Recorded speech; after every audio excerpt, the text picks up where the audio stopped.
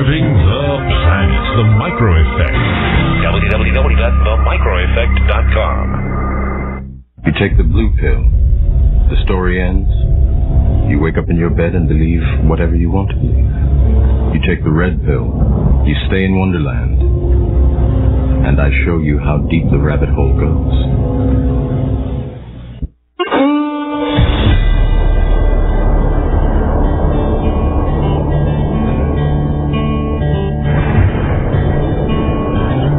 There was a mighty nation, blessed above all of creation.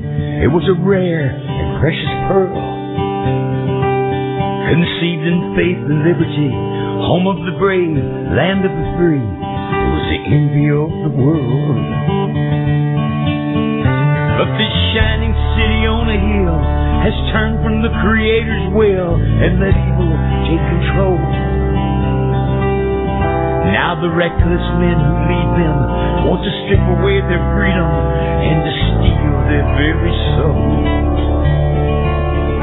Now it's smoke and mirrors, switching bait, criticize and confiscate and let the guilty walk away. In this once righteous, godly nation, in the halls of education, they forbid a child to pray. They say we need to spread the wealth. They pretend to guard the health of the people and the poor, while the hand they hold behind their back confuses and conceals the fact that the wolf is at the door. There's an unseen hand that pulls the string. It makes his little puppets dance to every song he sings. As the night goes in on a rising tide, look beyond the shadows, behold a pale horse ride. They claim to seek a new world order, nations without borders. Good morning. Don't believe the lie. It is now October 30th, and we have a very, very special program today. We're going to be a little bit technologically challenged because we are going to have so many people on this call that I'm doing the program via Skype right now, and I'm hoping that my Skype is working correctly.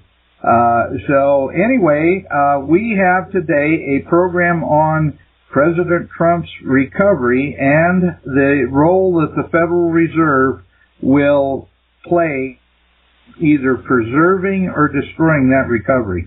And I have as special guests on my show today, I've got Bob Fanning, and Bob is on the line and he is ready to start the radio show. We also have Charles Ortel will be on the call, and Dr. William K. Black, and we are going to be talking about how the whole program fits together with the recovery and what the Federal Reserve policy is. And it's going to depend on the Federal Reserve whether or not this country continues to grow and to really do well under the Trump administration. And we need to expose that in a way that really supports what President Trump is trying to do. So with that, Bob, welcome to the show. You've been on a number of other times, and welcome to the show. And kind of tell our listeners what this whole program will be about. Well, thank you for what I think is the 15th opportunity to speak for you, Dan, if we include Freedom Force International. And I really enjoy doing this show because you give the content enough time to be properly vetted. So thank you for that. And this show is about something that most people just don't grasp, and that's the Federal Reserve and their execution of monetary policy by buying and selling securities for their own account, thus adding to or subtracting from the money supply. The Federal Open Market Committee when they purchase securities from the system, the money that pays for those securities comes out of the system. And it drains funds, and the normal course of events is that interest rates go up. Conversely, as we've had over the last 10 years after the crash of '08, the toxic securities that they bought up, putting money into the system, it had a name called quantitative easing, where money was put in the system basically to bail bankers out of their $13 trillion bet in 2008. Now they look to reverse quantitative easing, and they want to suck money out of the system by selling those toxic securities back into the system. And the act of selling, people have to send in their money to buy, and when they sell these toxic securities, that takes cash out of the system. So here we have it in the United States, where just coincidentally we have an election, and just coincidentally they announced the purchase of these securities, or the sale of these securities, the sale of these toxic securities about 6 months ago. And now we face a tightening and a publicly announced raising an interest rate. They announced to the public that they're only going to do it a little bit at a time, but they're going to continue to do it over and over as they sell about $700 billion worth of securities in packages of $300 billion and $400 billion, which you can read about in the Financial Times in the last couple of days. So my concern is the velocity in which these securities are sold. If they're sold quickly, then interest rates will spike up, thus causing disruption in a fledgling recovery.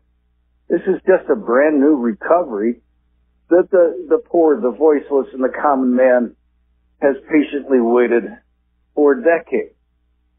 After tens of millions of people have lost their homes, the foreclosures are still going on, and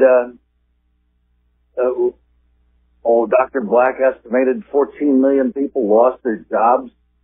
A lot of businesses failed, and the effects of the Greenspan put of 2008 are still to this day being felt by America. This was an experiment by the central bank, to put it politely. The experiment, in my view, was with premeditation and malice of forethought. Those are tall words.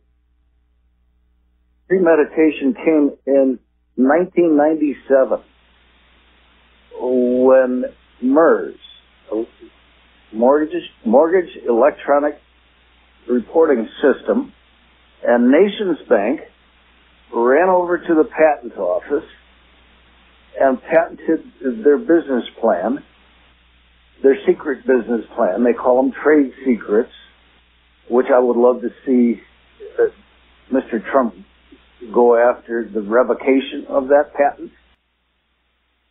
And basically all of these people who are being foreclosed on, who go to lawyers to get relief, to get help, to put off the foreclosure, they find that they signed in their mortgage documents a place where they had been duped into giving the Mortgage Electronic and Reporting System, MERS, and Nations Bank the power of attorney to act in their behalf. Nobody who ever signed up for a mortgage in the past gave power of attorney to the lender. That creates a conflict of interest on behalf of the lender. So then, as further proof that this was malicious and a rigged trade, as Trump said, everything's rigged. We had Fed Chairman Alan Greenspan go into the Bank for International Settlements, where he was also on the board of directors, and he announced in the year 2000 that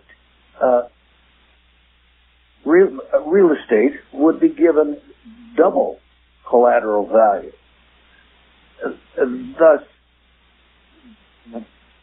pumping up the value of America's real estate, thus turning our homes into ATMs, into cash stations, and thus getting people to flip their homes and buy bigger and do more real estate speculation.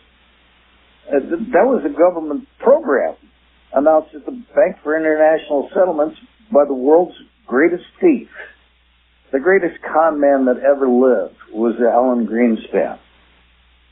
And he spoke down to the American people, and he spoke as a con man. And when he would try and explain what he was up to, it was like talking to some kid on an acid trip. And he would use words that he thought would intimidate America. Well, the con man is out of business now. He's gone. And before he left, back in 1984, when Reagan was president, Greenspan and Stockman went to Social Security and they looted. They stole $2.8 trillion from Social Security and replaced what they stole with lockbox IOUs. So rather than let the Federal Reserve disrupt a fledgling recovery that had been waiting for Mr. Trump to come for 10 years, rather than disrupt that recovery by selling these toxic securities, why not put those 2.8? Why not put that $700 billion worth of into Social Security's custody and shore up Social Security instead of placating the banksters who caused the problems in the first place? So, anyway, I hope Chairman Powell is on the line or listening.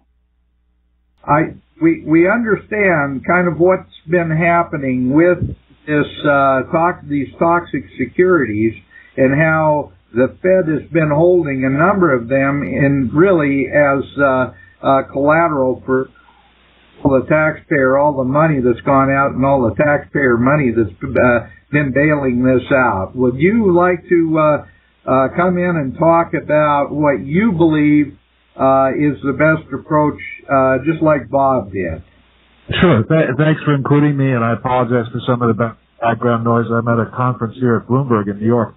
My view is that on December 31st, 2008, by December 31st, 2008, the world economic system entered purgatory. We were neither in heaven nor in hell when we made a decision to allow the central banks around the world to coordinate a ruinous project, lowering interest rates, lowering benchmark interest rates to the floor, or in Europe into the basement, creating this obscene environment where those who had assets saw the value of their wealth soar, but where those who are engaged in investing projects couldn't make sense of the low rates of return that were offered. And so as a result, the system really stagnated. Instead of going through the kind of creative destruction that would have happened had nature been allowed to take its course, we entered this zombie land where in China they made a decision to put way too much money into capital projects that'll never pay off in the main. Well, we didn't learn the lessons of what happens when there's too much supply and not enough demand. You've got to ration the supply back down. You've got to go through the process of taking down factories and maybe deciding that some cities, American cities, aren't going to come back the way they once were in, let's say, the 50s, 60s, and 70s. You've got to make some painful decisions. And instead of doing that, we deferred the day of reckoning, and now it seems to be at hand. We're only starting to get interest rates back to a that makes sense. When you go back into the period of greatest growth in the United States of America in recent history, 82 to 98, roughly, to 1998, real interest rates were very high. That is to say, interest rates adjusted for a sensible calculation of inflation. You could put money in, quote, risk-free government debt, and you would actually make a real return. Nowadays, the inflation calculation, I would argue, is not properly done. So we don't really have a sense yet of what the true inflation rate is. If you take, for example, you want to make a transition from being a high school student into a productive member of society today, you got to find a way to pay for higher education, which has grown at rates of well above consumer price inflation for a long period of time. So we got to get back to a place where interest rates rise, and we've got to go through this period of rationalization, and there have to be winners and losers. And some of the people who've been speculating with borrowed money cleaned out, in my view. Now, unfortunately, one of the biggest speculators on the planet has been our central bank, the Fed, and other central banks around the world that have been buying equities. Shame on them for doing that. We're going to have to go through a period where those who have unencumbered capital participate actively, lead the world in the type of financial restructure which has been too long delayed ever since December 31st, 2008.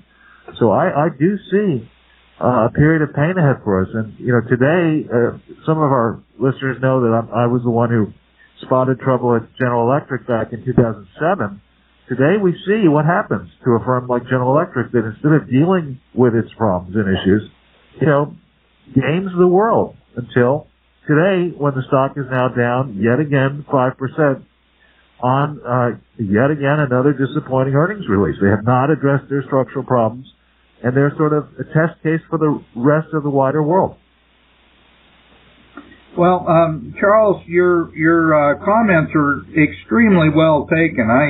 I agree. We've kicked the can down the road about as far as we could possibly kick it, and the taxpayer is ultimately the one that's on the hook for all this stuff, and we need to make sure that the taxpayer gets a break for a change instead of the big banks and the big lenders. One of the concerns that I have is that if we let the interest rates go to the level that they really should be at, what happens with this enormous mountain of debt that the American taxpayers have on their back when those interest rates start going up and we have to start paying interest on that debt? Well, so here's a good thing. In the midst of this mess, I like to say that the United States economy is the least dirty shirt in a dirty laundry. That there are countries in the world, a lot of the big countries in the world, have far more serious problems than we have. And so fortunately, we have, I think, can avail ourselves of a generational one-time shift. If we stay true to these policies that the Trump administration has tried to put through, some of them have been delayed, where regulations are cut and capital gains taxes are cut, and the environment offered to long-term investors is a lot more welcoming. We could see at a time when China is now going to have to deal with its structural bubble. We could see many investors around the world concluding that, you know what, instead of making stuff, parts, let's say in Germany, and then shipping them out to China to then ship the final product back to Germany, instead of doing that, it's going to be making a lot more sense, I think, to reconfigure the ways in which products and services are configured to have them be made in a central location back inside the United States of America, where, after all, there is one language, one set of law, one long tradition. And we're going to suffer, I think, a lot less. If you think about Europe, many of the European nations still have negative interest rates, negative risk-free rates. Think of the pain they're going to suffer as interest rates rise around the world. Our pain, we're all going to have pain, but we will benefit from the structural shift. And when you think about, I don't particularly like Ross Perot, but he about that giant sucking sound. You think about what happened under NAFTA, how many manufacturing jobs were lost, and how many are going to come rushing back here. So on the one hand, yes, a portion of your costs will go up, the interest on your debt, but on the other hand, I think the multiplier effect of returning production back country, of getting exports humming, and of people around the world saying, you know, as bad as the United States is, a lot simpler to make stuff in Texas or maybe Wyoming, or you could pick a state, Idaho perhaps, a lot simpler to do what has been done in a crazy way, these complex logistical approaches through China, through India, etc. A lot simpler to do it all here in the largest integrated market in the world. And I think the net of all that will actually end up being very positive for the United States of America. Mm-hmm. Well, and I would agree with that. And the thing that we have in the United States that we don't have in most of the rest of the world is a real capitalist culture that's based on freedom of choice and a system that isn't tied in with socialistic programs that have a tendency to hamstring any kind of a recovery. And we've got a lot of those programs in place where I believe that President Trump is trying to disassemble some of that. But the reality is we need to be continuing as a bastion of freedom. And the globalists are going to have to realize that their socialist plans absolutely do not work. They never have. They never will. And we need to get back to the business of being free, which the United States used to be very, very good at. Bob, I want you to weigh in on this because I know you feel the same way about socialism and exactly how it really does destroy free enterprise. Well, that would be in the context of what Mr. Grider said in Secrets of the Temple on page 99, which is open in front of me. And Mr. Grider's first book, or book before this, Secrets of the Temple, was Who Will Tell the People? And that was the book that was on the desk of all of the Ross Perot people who were fighting to get Mr. Perot into office back in 92. And going back into 91, 92, when I was a broker, an institutional bond and bond futures broker on the floor of the Chicago Board of Trade, I saw Mr. Greenspan, who I think was a greater enemy to America. Mr. Greenspan was America's bigger enemy than Kojo or Bin Laden. And I believe that he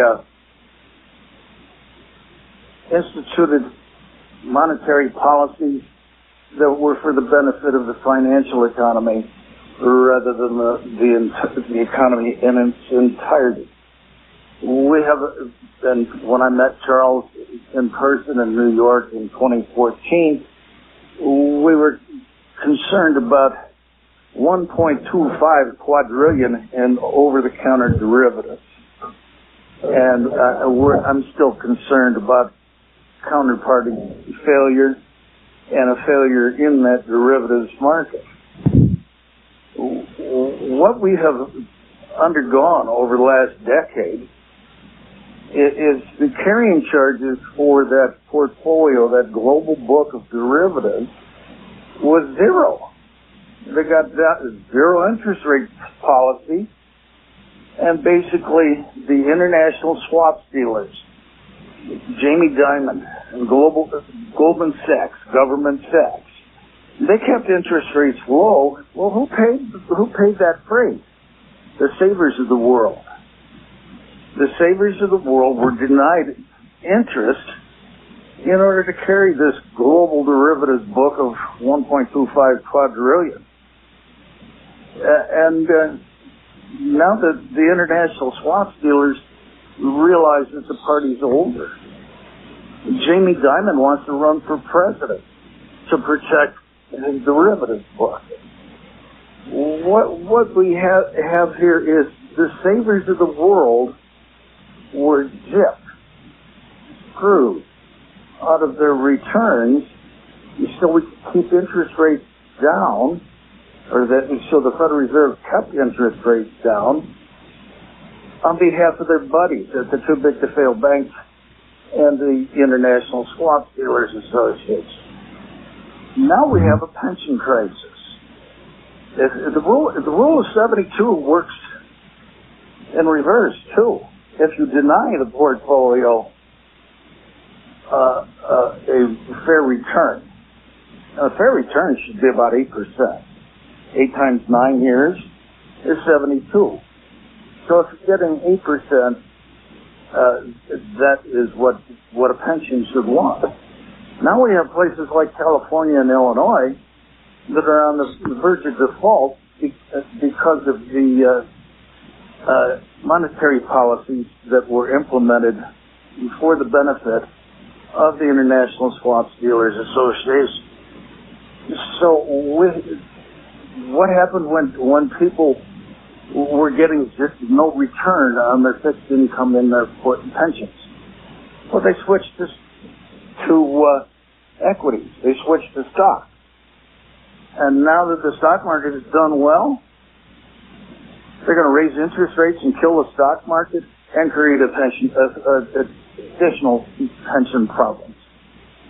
So what we need here is for the Federal Reserve to start thinking about the fact that it works for the people, it works for the real economy, not the financial economy.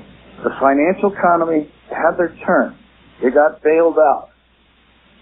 And now it's time for Main Street to get theirs and to be reimbursed for what was stolen from them. And we don't need to kill a recovery that's been waiting for 10 years to come by tinkering by central bankers. Now, Charles and I have a friend whose name is R. Christopher Whalen. Chris Whalen's father, Richard, waltzed into Jimmy Carter's office, and he didn't ask, he told Carter, Mr. Carter, this gentleman here, this guy who's 6'9" with a cigar hanging out of his face, he's your new chairman of the Federal Reserve. And Paul Volcker had to come in and do some really extreme things to get the economy back to normal. And we have to do some real soul searching, starting at the Federal Reserve. And the reason I asked Dr. William Black to come on is to say one sentence, that the reason that we had the financial meltdown in 2008, the reason that 10 million people lost their homes, the reason that 14 million people lost their jobs, is because the Federal Reserve refused to enforce their own anti-fraud provisions. So, since they did not police themselves at the Federal Reserve, I'm sorry to say, Mr. Powell, we're going to do a mea culpa. We're going to apologize to the American economy, and we're going to address the situation with the toxic security in a way that's fair to all 300 million Americans, rather than just take care of the International Swap Dealers Association and the two big to fail banks who control the Federal Reserve. Yeah. And Bob, I completely concur with what you just said, because in reality, the whole bailout in 2008 was designed to bail out the banks, certainly not the taxpayers. And as Charles said, it kicked the can down the road in a way that artificially kept the economy from having to deal with the realities of the real financial world. And now those realities are going to be coming home to roost. And it's time that we act like adults. And I think President Trump is trying to get the economy in such a solid position that it can handle some of the things that are coming down the road. Charles, what say you about that? Well, so I think one thing that is useful to think about here when we talk about the economy is, are we scoring what we think is happening in the economic sector appropriately by concentrating on GDP, gross domestic product? My resounding answer to that question is hell no. That GDP is a number that is, you could go back to Simon Kuznets' original work in 1934 in his transmission to the Senate Finance Committee, and you'll see that GDP is basically a calculation rewards an increase in the size, scope, and spending of government. The real measure that I think is much more important to focus upon is the ratio of total debt in an economy, that is household, government, corporate, financial debt, divided by private sector wages and proprietors' income. That's a very important number.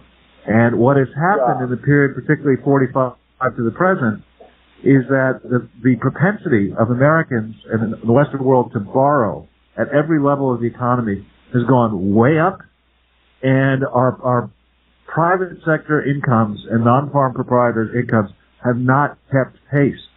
So the only way to get, the least painful way to get to this debt crisis is to find a way to generate more private sector wages and non-farm proprietor incomes inside this country.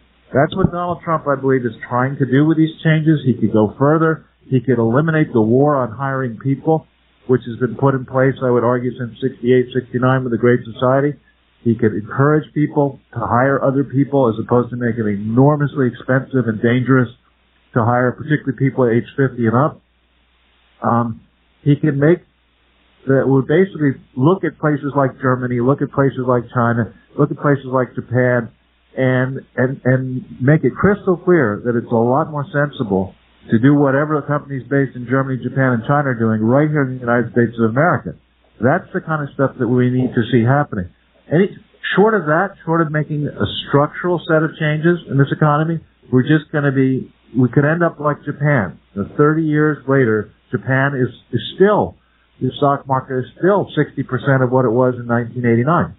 You know, that's not something we should be doing to the next generation here, locking ourselves in a, in a circular firing squad where one side is shooting at the other, when we have this great opportunity at this moment in time, when we are already, we may not want to admit it, in a global crisis, yet another global crisis, but we're nimble.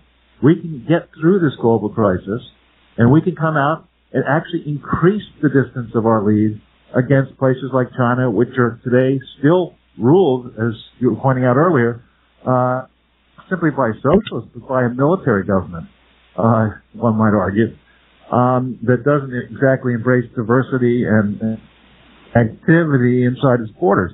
So we have a real opportunity in this crisis. I hope we take it. I hope we have the courage and strength to make the structural changes that are needed.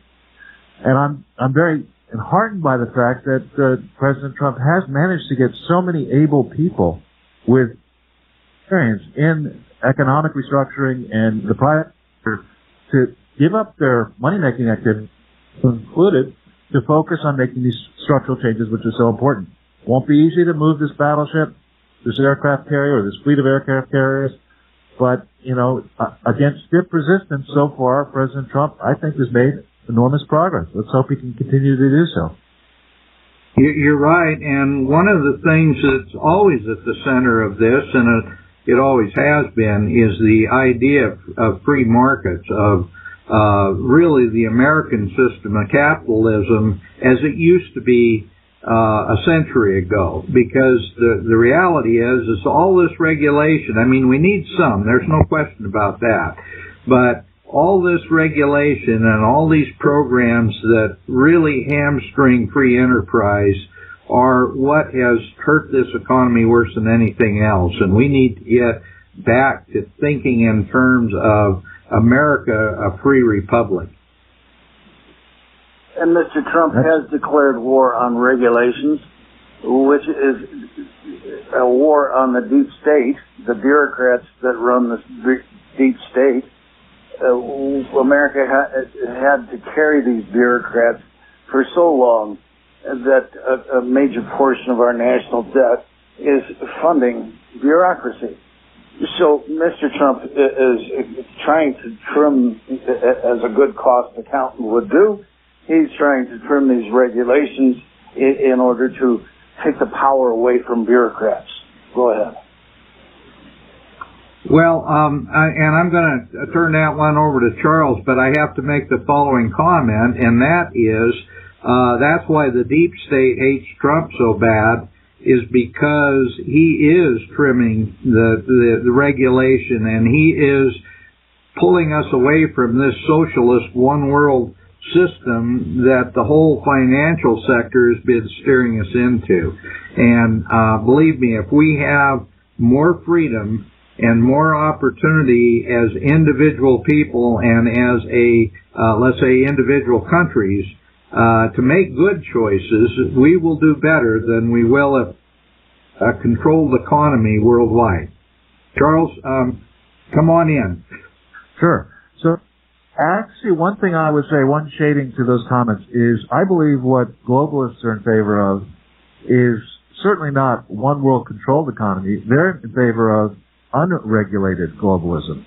And especially these large multinational companies, GE being an example, and there are others, they love a system where they can credibly say, look, what law are we supposed to respect? We're in 140 different countries. We can't, the laws of these countries conflict with one another. We can't possibly, comply with all the laws. So, we're going to pick and choose the laws that we want to follow, and there is no global regulator. There is no global taxing authority. Most of the actual regulators at government level don't have the staffs required to try to enter into a fair fight with a GE or an IBM or a Shell Oil or an Exxon, etc. So this idea that we should have unregulated globalism is a very, very bad idea. It was an idea that was propounded and really starting probably before 1988, but it became a reality 88, 89. We've been trying it for 30 years. I argue it's a 30 years war against working people, and I'm not in favor of socialism. I'm not in favor, of the left-leaning approach to government, big government. But what I have learned through my 62 years is that there are enough bad actors, enough fraudsters, and they operate in all sorts of guises. They can operate in religious garb. They can operate in academia. They certainly operate as politicians, lawyers, accountants, business people. There are too many fraudsters. And this unregulated globalism has been a godsend to fraudsters, particularly presidents and former presidents. We can, without naming names, imagine a few of them.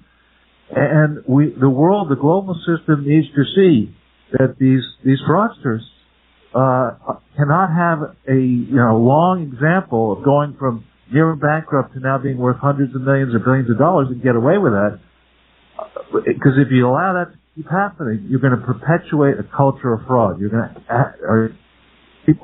Generation coming up is going to see this, and making money via fraud is a lot easier, perhaps, than playing by the rules. You can't let this example stand, and I'm hopeful that soon we will see these large global frauds we'll see the perpetrators of them brought to justice.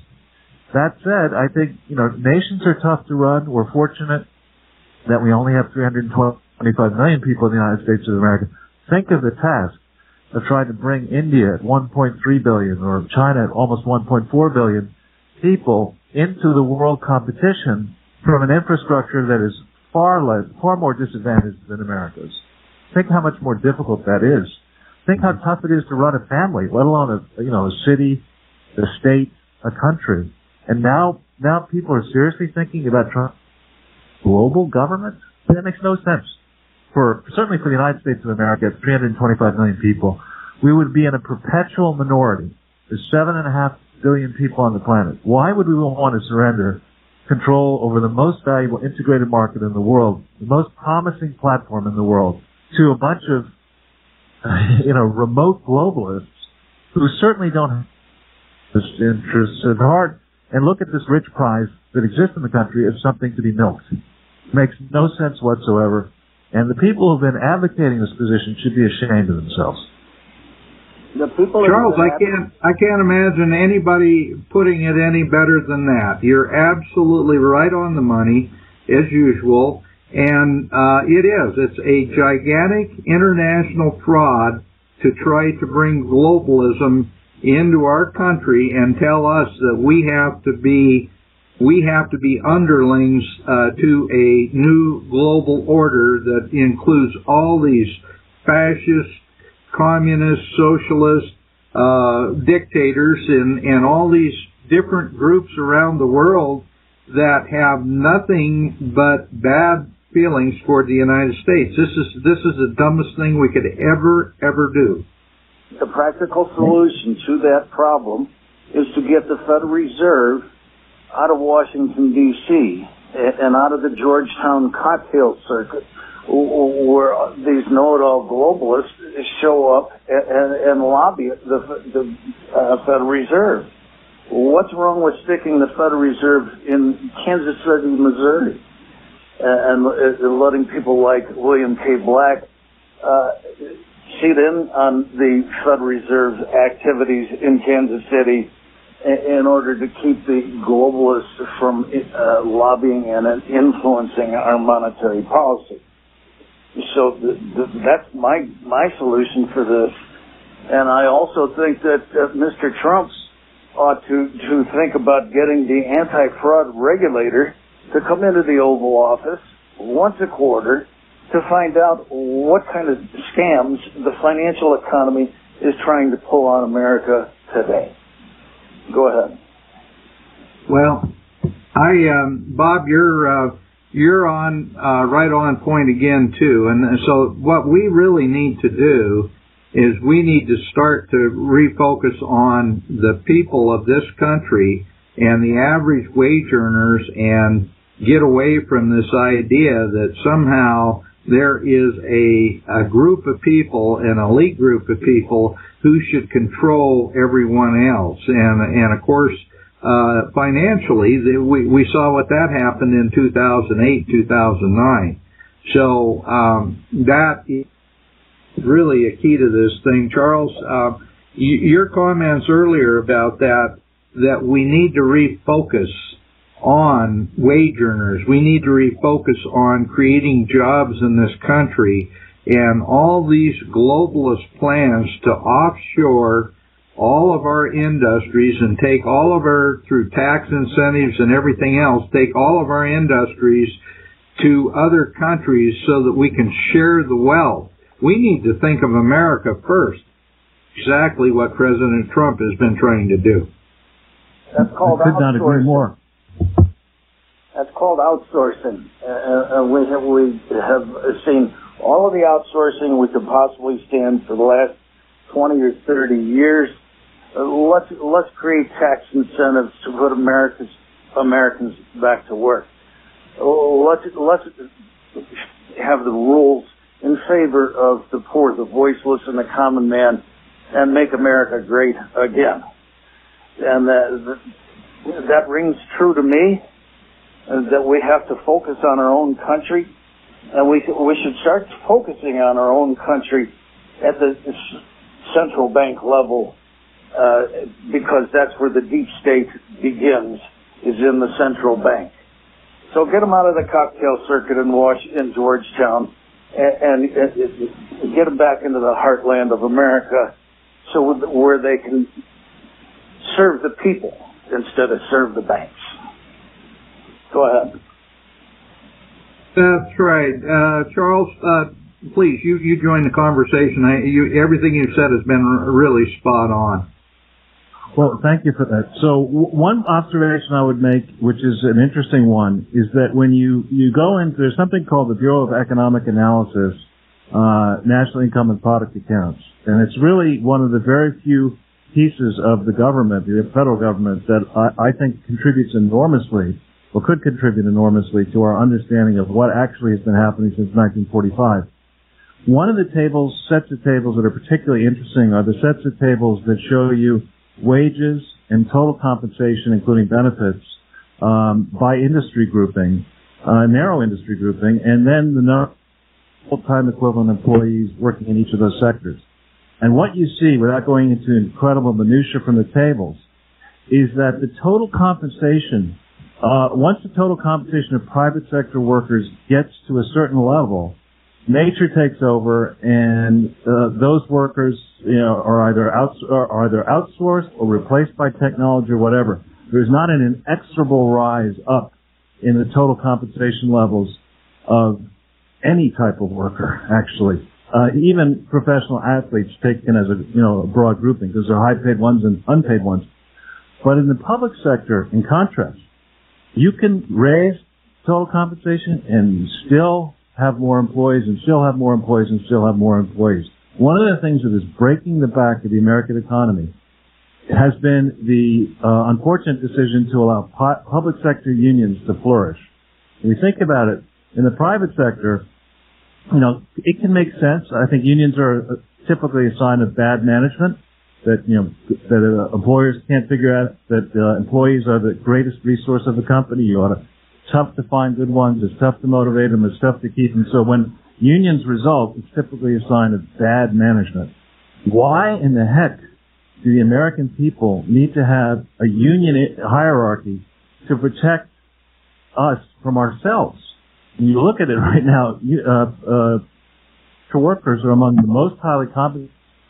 But not only that, there are many more of them typically than you would find in the private sector equivalent. Indeed, it's cheaper, as we're seeing, and I'm not in favor of private sector prisons, but it's cheaper in many parts of our gigantic government where we spend $6 trillion per year now, counting federal, state, and local. It's a lot cheaper to use private sector employees. So what does that tell you?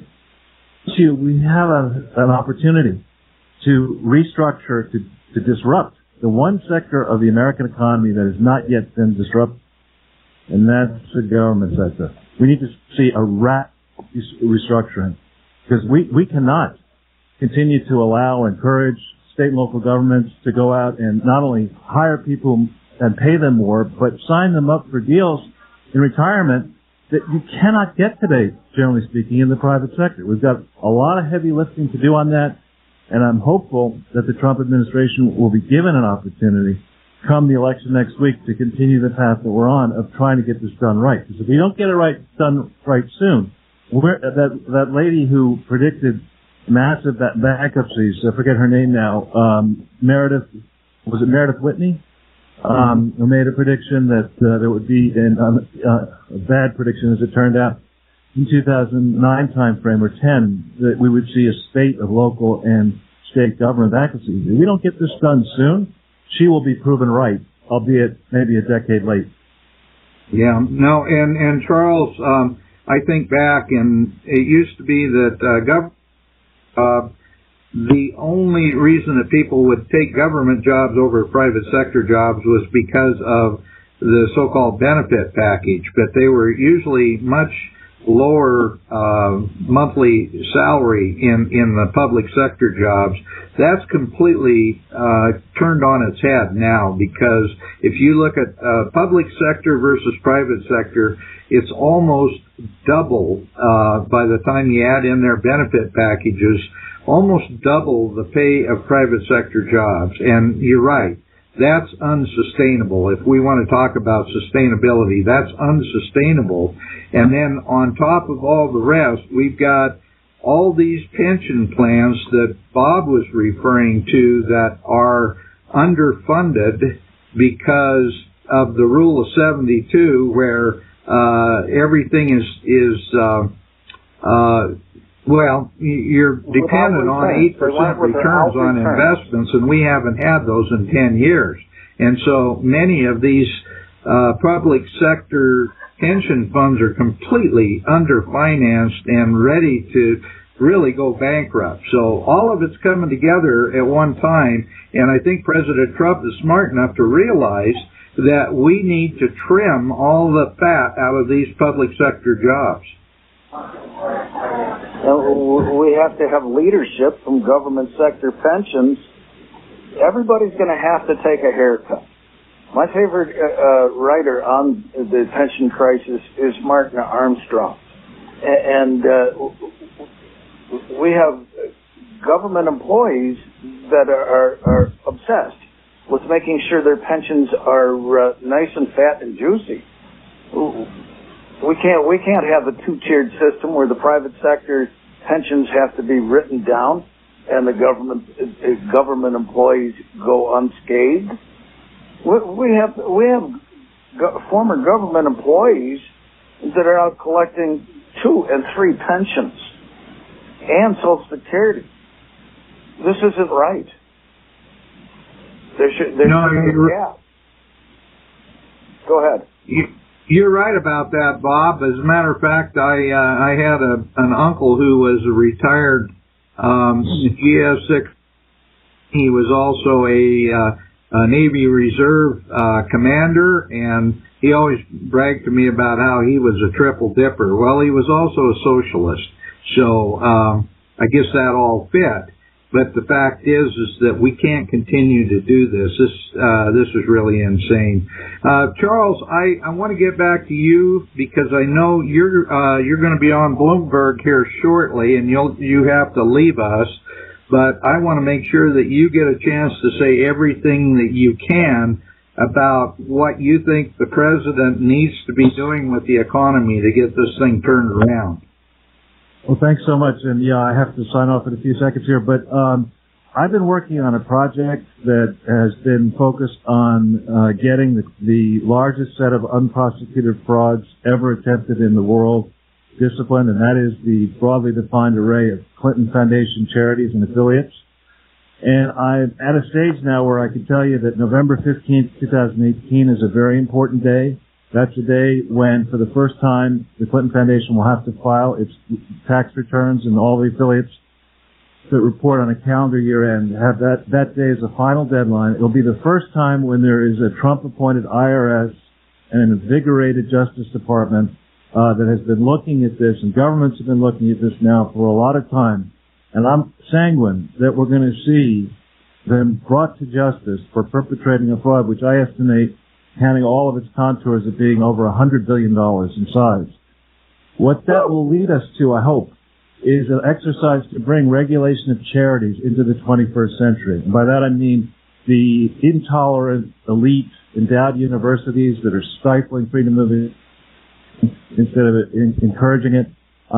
There is an opportunity with this process to go and look carefully at whether these places that have $5 trillion in total assets, tax-free earning assets, whether these institutions are actually, whether they merit having a tax deduction anymore. This could lead or assist in a profound rebalancing of the tensions that animate globalist media, globalist academia, globalist multinationals. They all feed off this non-government operation that has not been regulated properly and that is creating wealth illegally for people. So there's a big opportunity here. There's a game-changing opportunity. Keep your eyes on what may happen on and after November 15, 2018. And let's hope that we forge a productive path forward here. Charles, I have to say the more important date, just so that we can get to the November 15th date, is we need to get people out to vote and support this president on November 6th, because without a continuation of his policies moving forward, we are going to have a mess that's almost unimaginable. Well, I agree, and thank you for letting me join this broadcast. I appreciate the opportunity. I wish you well, and I wish I could stay longer, but sadly I can't. Charles, I have a question for you before you go. Charles, is it possible to claw back and force the Clintons and all the rest of these crooks to disgorge? Claw back and disgorge, is it possible? It is absolutely possible, and the way to do it is to go against the donor, the Clintons themselves, but also the donors to these frauds. The way the laws are written, if a private foundation like the Gates Foundation contributes to an entity that it says is a valid charity but which isn't, then under the law, the IRS and various state and federal governments can go against, and foreign governments can go against the Gates Foundation to get the money. So absolutely, there's a clawback opportunity. The only way to drain the swamp is to force them to claw it back and force them to disgorge. That's a good way. Let Mrs. Clinton be dead broke for sure. With that, I'm going to sign off, and I wish you gentlemen all the best. Thanks so much. Well, thank you, Charles, and we look forward to the next conversation. Anytime. Thank you. Bye. Okay, Bob, we've got a good conversation going here, and I know you've got lots. You and I talk for hours on end off the air about all these financial machinations that are going on. Do you see the changes in the derivatives market? Do you see any changes in the rules or anything that will bring back a semblance of normalcy to the markets? I would call your attention to Jamie Dimon's body English. Bob, it sounds like we've got a commercial break coming. Think about that, and we'll pick it up on the other side of the break.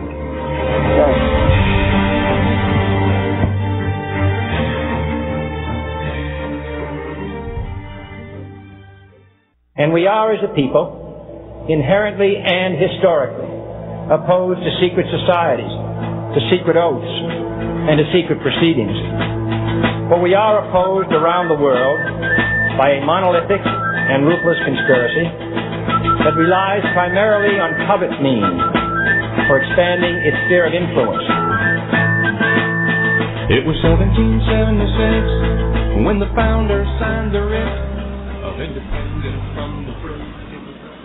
Well, welcome back to the Dots with Dan Happel, and today we are talking about the Federal Reserve, and we are talking about what has been happening with the economy under the Trump administration and how we see the need to protect President Trump's efforts to move our economy back on a stable platform. And he's been extremely successful at this, but it is so important that our listeners and everyone else get out and vote to support this president, because he is moving forward with a platform that promises to bring us back from the brink. And literally, we were on the brink, I believe, of losing our country to global socialism. And I'm just grateful that we have the opportunity to talk about these subjects on the air so that people can hear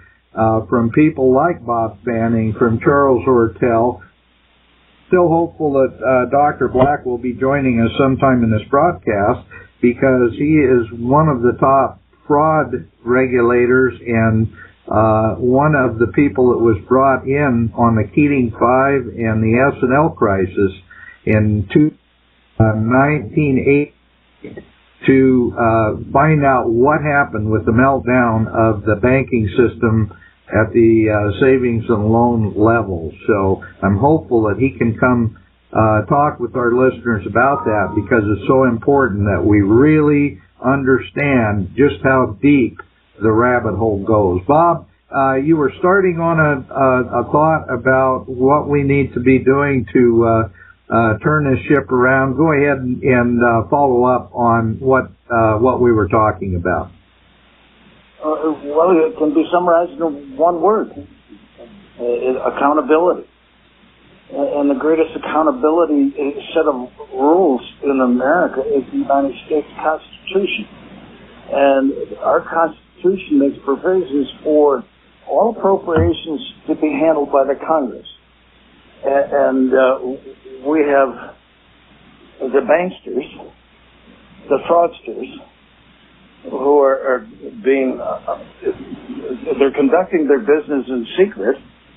And Dr. Black is famous for saying that the reason that we had a financial collapse in 2008 is because the Federal Reserve refused to obey their own anti-fraud regulations.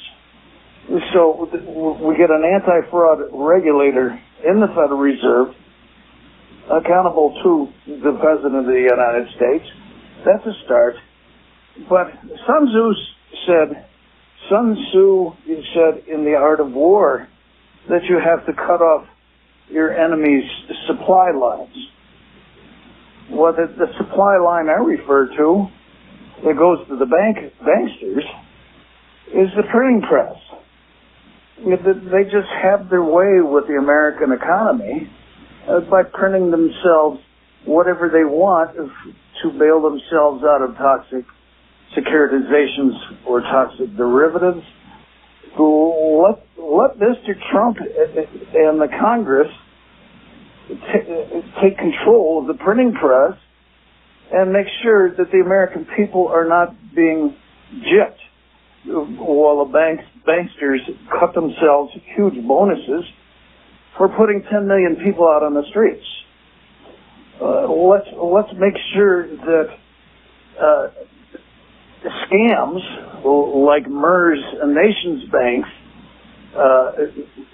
10 years after the crash, still putting people out on the streets so the banks can clear the real estate market. They've been clearing the real estate market for a decade. I have lots of friends that are being foreclosed on and thrown out in the streets in their 60s. This is wrong. To work your entire life and then be made homeless so the bank can get a hold of your house because they ran out of bailout money and now they're stealing real property. No, we have to stop these foreclosures. We really have to stop this. So, Mr. Trump may want to do an executive order to study foreclosures, just like he did 2 executive orders 2 springs ago to study the trade deficit. And now we have policies that are being implemented to protect us from predatory economies like China. So I think accountability should be the takeaway on this. And first and foremost, I want the central bank and the banksters to be accountable to the American people in the halls of government. And I'm so happy that Mr. Tester in Montana is facing a possible unseating at the Senate Banking Committee because he would be the example. He gave the banksters $13 trillion in bailout money, which they promptly bonused themselves big money for destroying the economy. But Mr. Tester did not bring home a dime to Montana to bail out Main Street, who was hurt. At what point do we have accountability and especially go after the orchestrators of the crash of 2008, beginning with, but not limited to, Alan Greenspan, who orchestrated the pump and dump that Goldman Sachs so gleefully took advantage of and dumped all these toxic securitizations into the world's central banks and institutional investors. The toxic securitizations also had targeted derivatives. They knew exactly what tranches in these securitizations were going to fail. The credit default swaps were targeted, and specific accounts slopped at the trough of government bailouts. And we have to reverse engineer the crash of 2008, punish the guilty ones, and set regulations in place to where it never happens again. Is that about it, Dan? Yeah, well, and with that, Bob, I have to explain to our listeners in really easy terms what the derivatives market is, and it's basically a big casino where bankers and national investors can bet on the credit worthiness or the future of particular investments. And they bet on these things. They literally multiply the damage that can be done if their bets don't work out in exponential ways. And right now, that derivatives market, you've pegged it at $1.25 quadrillion. I mean, it is the not only 800-pound gorilla, but probably 8,000-pound gorilla in the room, is the fact that that market has gone completely unregulated and has continued to grow and bloom over the last almost 20 years. Well, let me correct you. Derivatives is not an oogie-boogie bad word. The listed derivatives market is where I'm from, futures and options. The unlisted OTC derivatives market is what you refer to as the 1.25 quadrillion. Right. So, yeah, I'm not talking about the real hedges of the world are necessary. The real hedges of the world are necessary. They're on exchanges. They're regulated. They're watched like a hawk. The unregulated derivatives, the OTC derivatives that FTC Chairwoman Brooks Lee Bourne wanted to deregulate, and she was stiffed by the 106th Congress, and it was the 106th Congress that was captured. Those regulators were captured. They're probably paid off, bribed. The regulatory capture is followed by regulatory arbitrage, and then there's regulatory takings of your property in violation of the Fifth Amendment.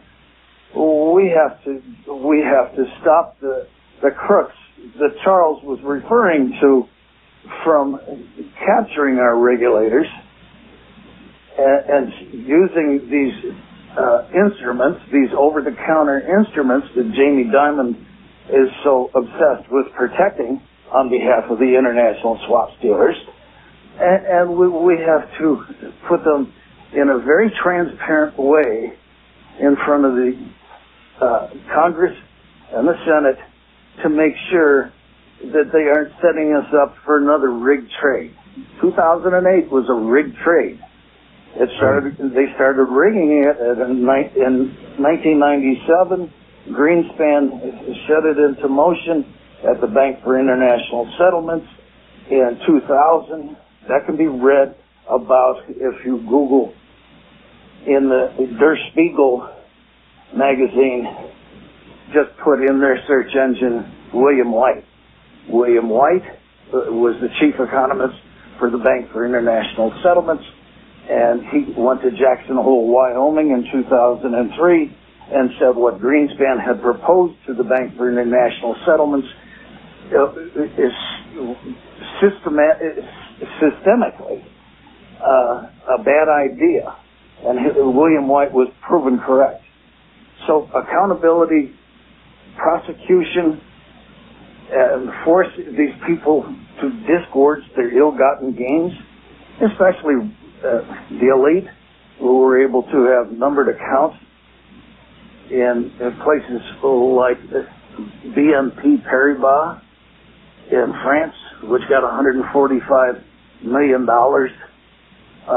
shipped over to that institution. Adnan Aki, who is the major shareholder of BNP Paribas, got $145 million shipped over to his bank. And who is Aki? He was Saddam Hussein's arms dealer. He's also pals with Tony Rezko, who's also pals with Barack Obama. So this is the people who perpetrated all of these things on the American public. If Mr. Trump wants to drain the swamp, he's got to prosecute these people, especially the people who are trying to conduct an insurrection against a duly elected government. The likes of Soros, Obama, and Clinton, they know they're going to hang. That's why you've got 5,000 troops at the border to protect us, because they're orchestrating an insurrection with this invasion from Central America. And these invaders, they have a destination. That destination is 326 Indian reservations where they're going to go hide ISIS, Hamas, Al-Qaeda, and MS-13. We have to make sure that bait of a destination is taken away by repealing the HART Act. But what we... Okay, Bob, I'm gonna get back on focus here, because in reality we're getting into so many subjects, and it's going to take us 5 hours to talk about all these other subjects. But what I want to focus on is and believe me, you're talking about great things. We need to do different shows that we can focus on each and every one of these issues. But right now I want to concentrate on just the fact that unregulated derivatives, and you're absolutely right, there is a difference there. I know commodity brokers who, because of the derivatives that are regulated, it really controls the excesses and the huge bounces in the commodities markets that would occur if we did not have those regulated derivatives. So we got that. What we're looking at now is such a huge potential liability that, and I want our listeners to understand one thing. You mentioned the $13 trillion that got sent out by the Federal Reserve System to banks all over the world. I think our listeners may not realize that at $853 billion bailout that was approved by the Senate, which incidentally is not legal, it's supposed to go through the House, but it was approved by the Senate, was only the tip of the iceberg. Actually, once they got that, they went through that so fast it wasn't even funny. They had to bail out a bunch of additional banks internationally because of this huge unregulated derivatives bubble that was out there. Can you talk about that? Yeah, it started with Hank Paulson on his knee begging Nancy Pelosi for $787 billion in order to pay off these securitizations and derivatives, over-the-counter derivatives, and the precedent was set. And Goldman Sachs was certain that even though they put all of this stuff out there, they didn't know where it was going to get paid, who was going to pay it, but they knew that they had captured the regulators, Pelosi, and that even if there was no money set aside to pay these credit default swaps off that were written at AIG and Citibank, they knew that the taxpayer would back all of this because they had captured the regulators. And so what we have to do is make sure that never happens again, that there is never another backstop at the printing press where too big to fail banks and the International Swap Dealers Association is able to pay themselves out of the Treasury with the printing press that they have captured. So I'd like to see the printing press get recaptured back into the Congress and the Senate and the executive branch, and all appropriations to take place as provided for in the Constitution rather than the old boys club that meets at the Federal Reserve and the International Swap Dealers Association.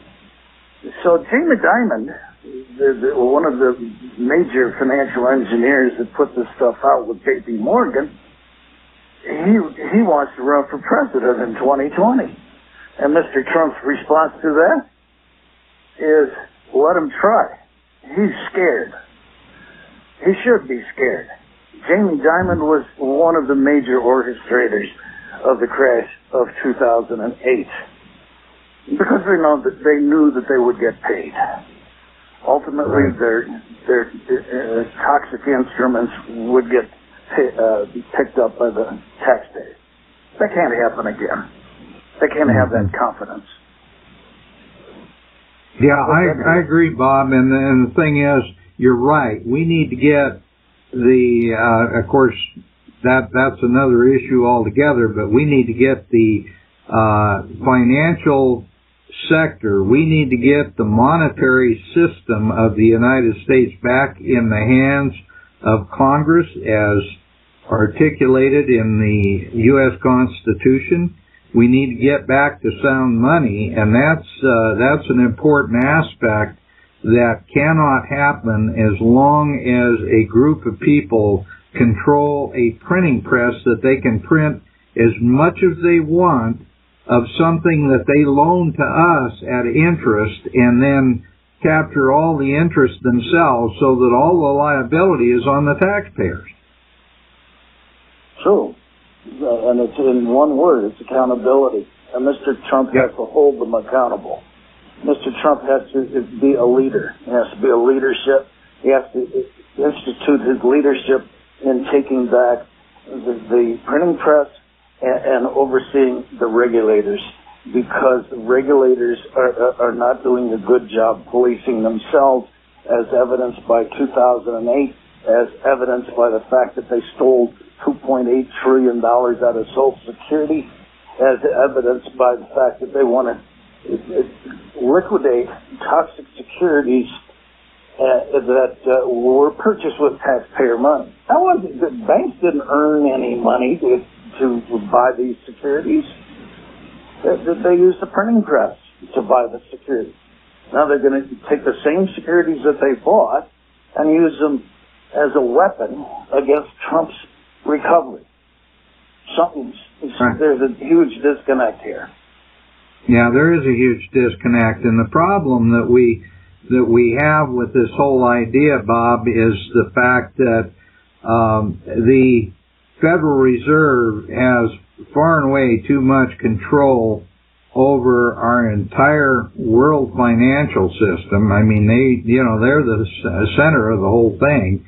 And now we have a group of internationalists that want to take away the power the United States has through the reserve currency role and throw that into an international monetary system that is based, again, on debt and totally digital, that literally takes away everyone on the planet's ability to control their own financial well-being. Because if we get into digital world currency, all the bad people are going to be controlling it, and none of the good people will. Exactly right. And you know, we have just like Chinese communists have minders when you go visit China. Wall Street has a minder who sits right next to President Trump. His name is Mnuchin. The International Swap Dealers Association, the too big to fail banks, they all have Mr. Trump's ear, and I like guys like Charles Ortel, R. Christopher Whalen, and Dr. William Black to have access to the president. Thank God we have Larry Kudlow as the chairman of the Economic Advisors.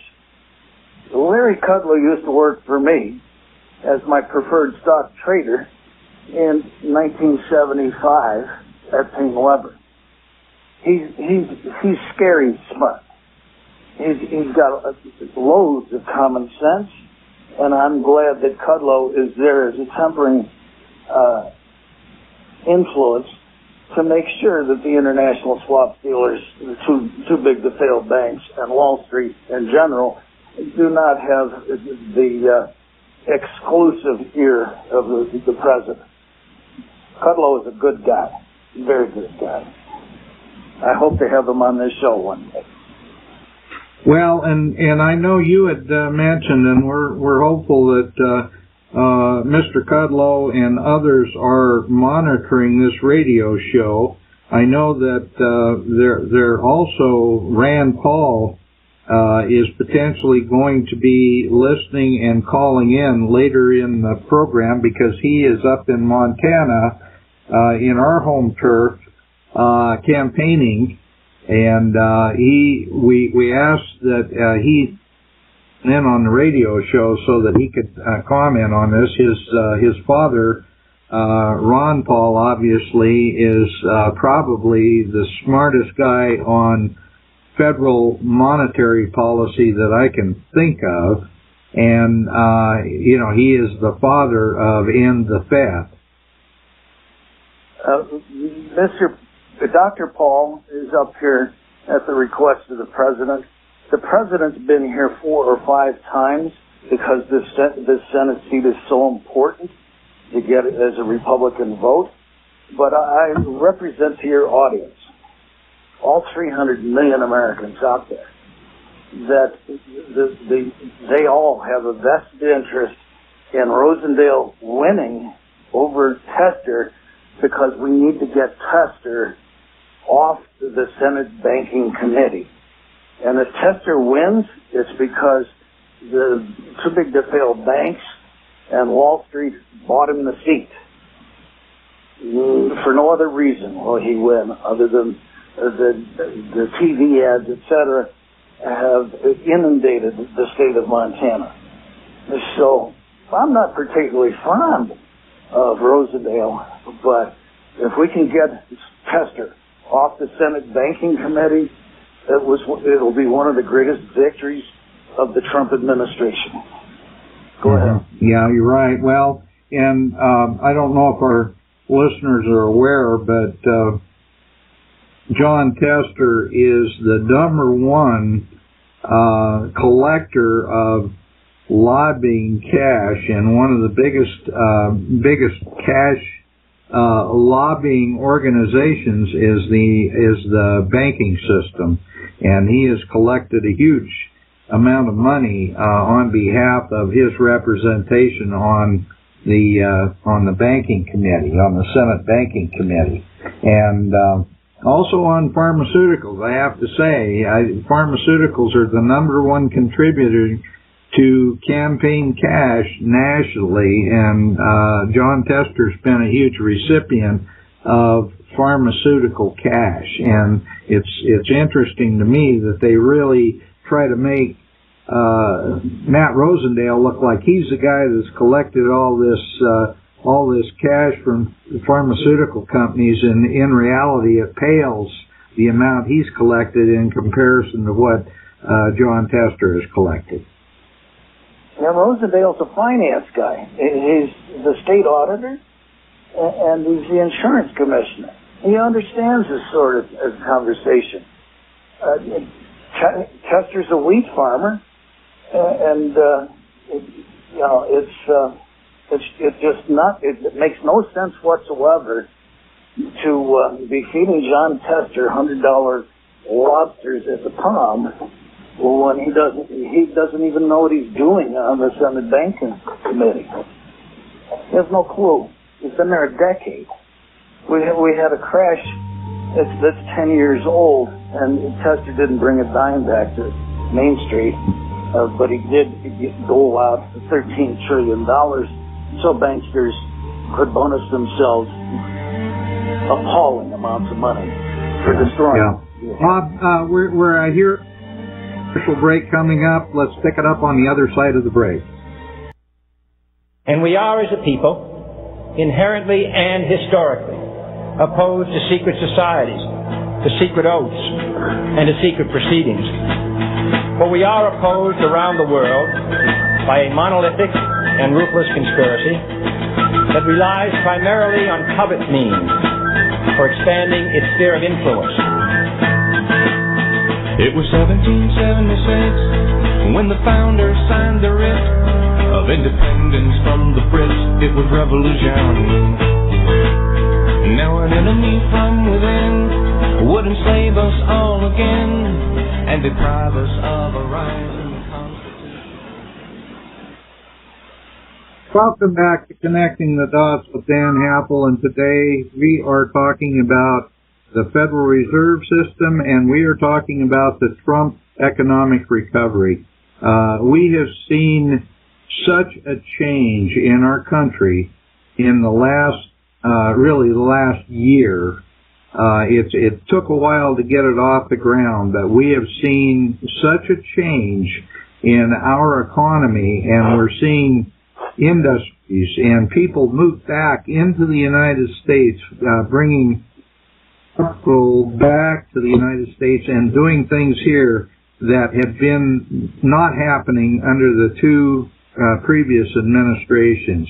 We need to see this continue because, quite frankly, we need that economic recovery to happen because we've got a lot of problems structurally in the world economy, and the only way that that will do better and survive is with the United States at the helm as a free, constitutional, Republican system of government operating under capitalism that is good capitalism, not unlimited crazy capitalism, but the kind of capitalism that really made this country great. Bob, you were referring to the changes in the economy and how really accountability is what is needed to bring this country back. Let's continue on that vein, and let's talk about why accountability of all these different groups and organizations is so essential. Well, the accountability should be in the hands of the people. The people's president is Donald Trump, no question about that. He is elected as one of the greatest populists in America's history. But I wanted to, just the way the founders wanted it when they created a republic. And the republic all meets in the Congress. And what is wrong with Jay Powell going into Congress, maybe even a combined session, and answering their questions as to why he wants to raise interest rates and sell these toxic securities into the marketplace? Let's have some rationale. Rather than Mario Draghi's embracing some obscure calculus and mesmerizing Congress with statistics. Let's find out what they're doing with the printing press every day. Let's find out who's involved in frauds, what frauds are underway, and let's find out who's being prosecuted for the crimes of the past. And let's start with Alan Greenspan and George Soros. Let's bring the full faith and credit of the United States of America back to where it was, rather than everybody thinking that it's a pay-to-play rigged economy for the crony capitalists who pay for access by bribing public officials. Let's stop that. Let's take the public officials who do accept bribes from places like the International Swap Dealers Association or the too big to fail banks or Wall Street. Let's prosecute these people. And, Abe Lincoln set a great example when he hung them a dozen at a pop. Let's get an HBO show where the financial criminals of the past decade drop through the trap door at the same time. Let's make sure that those who are conducting the invasion, the insurrection that is being foisted upon us by Soros, let's see those people drop through the trapdoor on HBO. I know I would pay to watch the show. Go ahead, Dan. Yeah, I think I would too, Bob. One of and you allude to this, and this is absolutely right. One of the biggest problems in our country right now is all the cash that goes from lobbying groups and lobbyists to politicians. That needs to end. The kind of money that some of these people have collected, and you rightly point to people like Nancy Pelosi, who have become incredible millionaires many, many, many times over as a result of their being involved in the political decision-making of this country. Dianne Feinstein, who orchestrated the destruction of Kavanaugh. She and her husband have taken millions from the Chinese communists. Well, I'd like to see Feinstein drop through the trap door. She's a crook. Go ahead. Yeah, well, and certainly, I mean, that's happened. Literally, all of them are dirty with lobbying cash that's become so much a part of the swamp. And I really appreciate the fact that President Trump ran for the presidency because he didn't need the cash. He's got more cash than he knows what to do with. He didn't need the money. He did it for the reasons that he loves his country. And that is an absolutely amazing thing. You look at the Clintons and the Clinton Foundation, and they literally couldn't spend all the money that they've collected since he was president through all these through this tax-exempt foundation. They literally could burn cash to light cigars, and they couldn't go through the money if they had to. That's right. Charles used a number like $150 billion. That's a lot of money. And it's basically, as the Secretary of State, Hillary Clinton was out being an arms broker. She sold the arms to ISIS, who Obama created. She sold the arms to ISIS, and ISIS committed a genocide of 250,000 Christians. So she is an accomplice to genocide. Let her drop through the trap door. not for financial crimes, but for murder.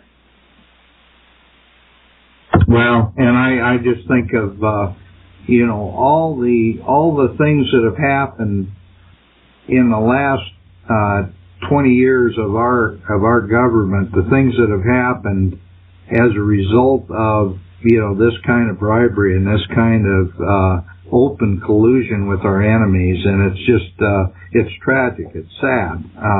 And incidentally, I know one of the things that Charles was talking about is the Russian connection to the Clinton Foundation and how Uranium One, how they collected a huge sum of money through a Canadian firm that was backed by Russian finances to basically turn over 20% of United States uranium to a Russian-controlled company, and it happened under the Clinton State Department and approved without proper oversight under the Clinton Department. That couldn't have happened in an honest and a accountable type of government. It just couldn't happen. One of the people who have made Mr. Trump's life miserable is Comey, James Comey, the head of the FBI. Mr. Comey receives, before anybody else, all of the metadata that comes out of Salt Lake City, as the National Security Administration's supercomputer in Salt Lake City. Once you have the metadata, then you can set up derivatives trade, because you then also have the intelligence to understand the mega movements of the society. Then you capture the regulators, you set up the regulatory arbitrage, and then the regulatory takings. If I was sitting next to Mr. Trump, I would order an investigation as to whether Comey gave this metadata to George Soros, who then placed leveraged trades in order to fleece the American public and pay for things like this invasion. And so Comey and metadata and Soros, connect those three dots, and the president ought to order an investigation. And the worst case scenario, if Mr. Trump doesn't accomplish anything more, is he'll get Soros and Comey to start to behave themselves, because they can drop through the trapdoor on that one alone. Go ahead, Dan. Yeah, well, Bob, I want to make sure that we talk to the president here, and we're addressing the president when we say it is imperative that the Federal Reserve be doing the right things for the American people and be doing what is good for our recovery and our economy. I know you and I both are not big fans of the Federal Reserve system because we recognize that it's based on debt and fraud, but at the same time, they can help this president by maintaining and making sure that the economic recovery continues under his tutelage. What we do to make sure that that happens, and how can we help the president in making that happen? At the University of Notre Dame, there is the Fanning Center for Business Communication, founded by my Uncle Gene. Uncle Gene took me, his nephew and his godson, to the side, and he said, the secret to communication is communicate, communicate, communicate. So what I would ask Mr. Trump to do is bring Mr. J. Powell into the Oval Office, ask him who the anti-fraud regulator is, because we have no choice but to assume there's more fraud. And have Mr. Trump bring the chairman of the Federal Reserve into the Oval Office ask about fraud, and then ask about the printing press, and how's it being abused by the financial economy, and how is it the printing press being used to spur on the economy 10 years after the crash.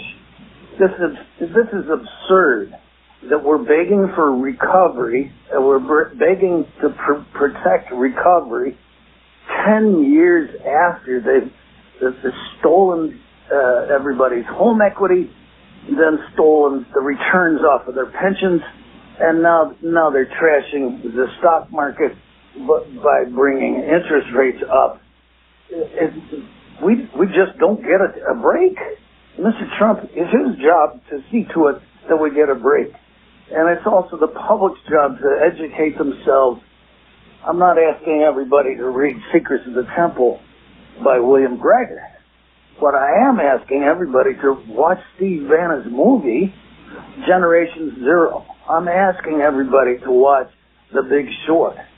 Understand that when the crash happened in 2008, in The Big Short, they laugh about it, but for every 1% the unemployment rate went up after the crash, 40,000 people died.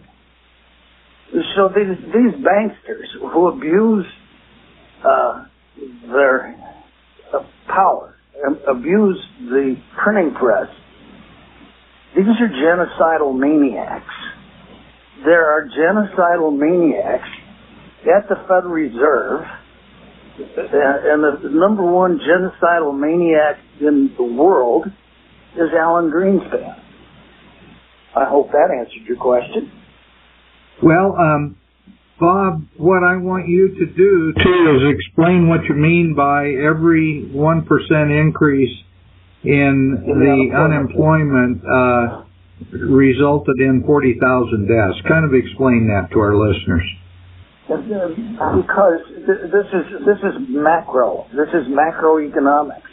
And when you take people with heart disease and all the other stress-related diseases, most men in America die from stress-related disease. If you take their home equity, their job, and then give them 0% returns for a decade in their pensions, that stress kills people. And no, they didn't march out and put a gun to the side of their head. They just injected so much stress into the system, into the, as Charles just said, war on the middle class. Well, there are people that die in war, and it was quantified in The Big Short at 40,000 people per 1% increase in unemployment. No, I didn't make this stuff up. This is what the people who wrote the movie and researched their screenplay wanted to do.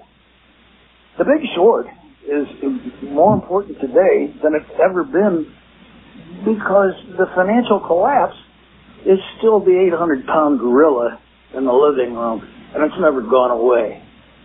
Right. And that's one thing, Bob, that should have happened as a result, because frankly, the unregulated derivatives, the bad investments in liar loans and so forth were really the primary cause of the 2008 collapse. And yet that area of our economy was not regulated in any way. And matter of fact, right now it hasn't changed a bit, only it's just gotten larger. Am I right about that? You're absolutely correct. And if your listeners want to do their own homework, there's a book written by Gretchen Mortensen from the New York Times called Reckless Endangerment. And what happened, in answer to what you just brought up, was the Community Reinvestment Act.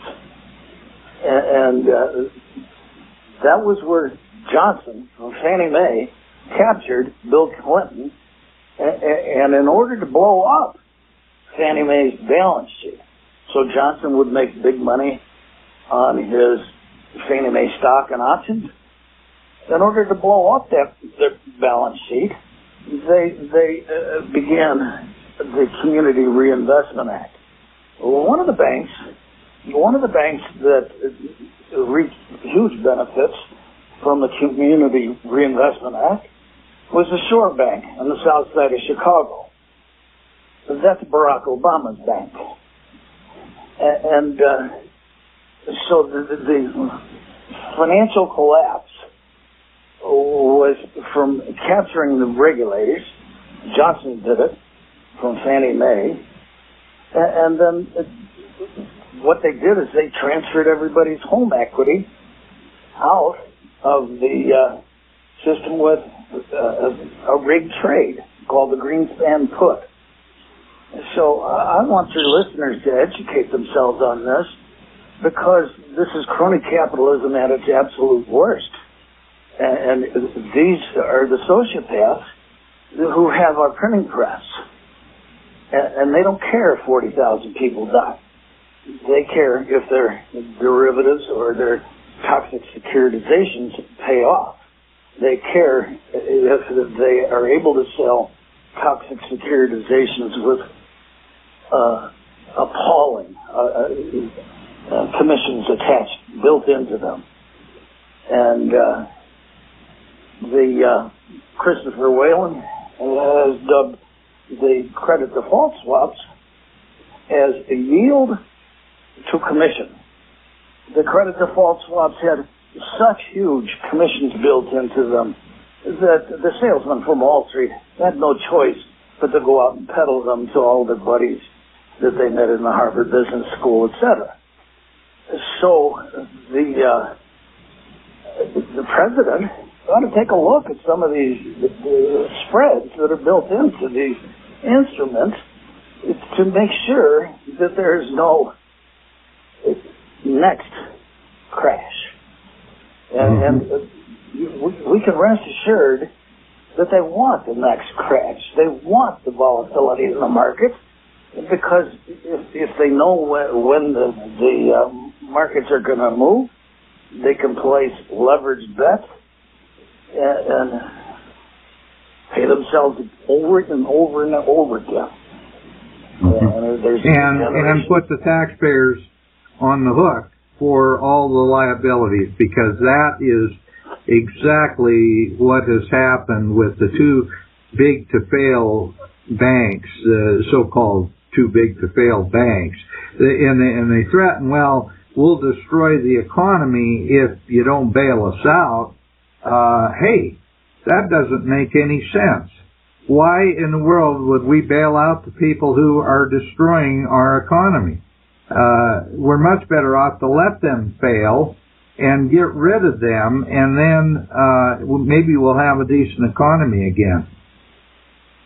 The listed futures and options market, the clearing firm has to pay the other side of the transaction. There's winners and losers, and it's dime for dime, penny for penny, mark to market. You've heard the term mark to market before. I actually taught the leadership of the exchanges about mark to market accounting. But the fact of the matter is, if the clearinghouse is the United States taxpayer, then you can make all sorts of bets, because and you don't even care if the bets pay off. You make these bets because you know it's backstopped by the taxpayer, as evidenced by Hank Paulson dropping to one knee and begging Nancy Pelosi for $787 billion. If that doesn't show you the system is rigged and corrupt, I don't know what does. But I can tell you that these credit default swaps were written, this is naked premium writing, they were written at AIG and Citibank, especially Citibank, by Thomas G. Maharis at the instruction of then Chairman Robert Rubin, who was Secretary of Treasury and partner in charge of arbitrage at Goldman Sachs. And so Goldman Sachs didn't want to write these credit default swaps. They had Citibank and AIG do it for them. And then the Goldman Sachs securitizations were hedged. And the payoff came at the largesse, generosity of the captured regulators in Congress and the U.S. taxpayer. That sort of thing has to stop. And Mr. Trump is he's the man for the time. He's just the guy to stop this corruption. Bob, tell our listeners very quickly, because we're out of time, tell our listeners very quickly where they should look for the information to verify what we've been talking about today. You mentioned the movie The Big Short. You mentioned several other movies. Tell our listeners where they can get this information. Well, sit down with your whole family and watch Generation Zero, made by Steve Bannon. That's the movie that got Trump elected. That's one thing. The Big Short. Your friend and mine, G. Edward Griffin, who wrote a book called The Creature from Jekyll Island. Also, we have a book called The Secrets of the Temple, written by William Dryden. These people can't fleece you. They can't fool you. They can't scam you if you know what their game is.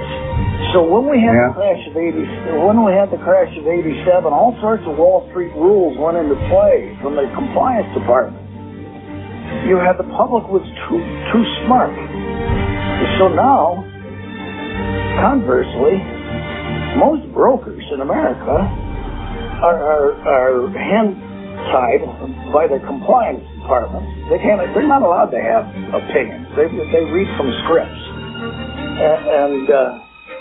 Bob, the bottom line is educate, and learn and listen all you can. Thank you again for being our guest on this radio program, and I look forward to the next time.